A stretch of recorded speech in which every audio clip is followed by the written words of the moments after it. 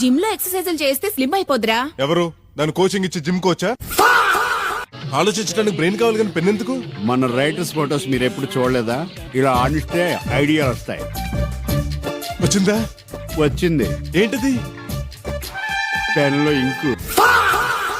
Honeymoon కి వెళ్లాల్సింది భార్య భర్తలే. అలా అయితే అమ్మని నాన్నని వెళ్ళమని చెప్పే. చెప్పు దగ్గుద్ది. ఇదిగో ఈ డబ్బు ఉంచు.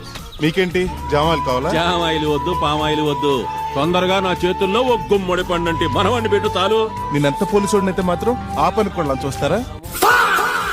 తాజ్ రెసిడెన్సీలో సూట్ బుక్ చేసా. మరి ప్యాంట్ ఎక్కడ బుక్ చేశారు?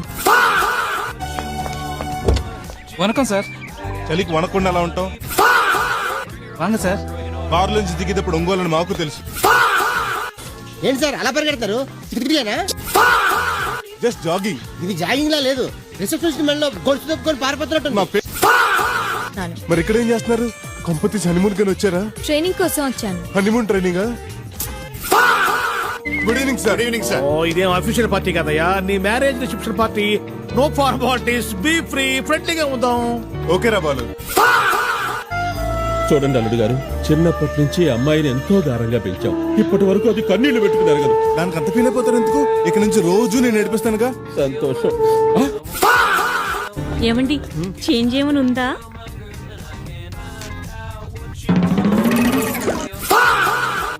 ఏంటి లేటు? కాల్ షీట్ వేస్ట్ అయిపోతుంది. స్టార్ట్ చేయి. కాసేపు వెయిట్ చెయ్యి. అసలు నువ్వు మొగాడివేనా? ఏమో నీ కూడా అదే డౌటా? చూపించమంటావా? ఏంటి? నా బర్త్ సర్టిఫికేట్. వద్దులే. ఏం చేస్తుంటావు నువ్వు? ఏమీ చేయనండి. అందుకే ఆవిడ లేచిపోయింటది.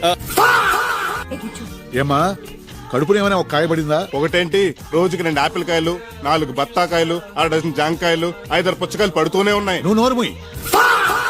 బెంచ్ కార్ జూబ్లీస్ లో బంగ్లా అంటే నువ్వేదో పెద్ద కోటీస్ పడవనుకో నీ వెంట పడ్డాను. అంటే నువ్వు నన్ను చూసి ప్రేమించలేదా?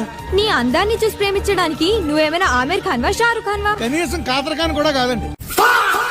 ఇది మోసం, అన్యాయం. ఏంటి కాదరకాన్ కాపాడవా?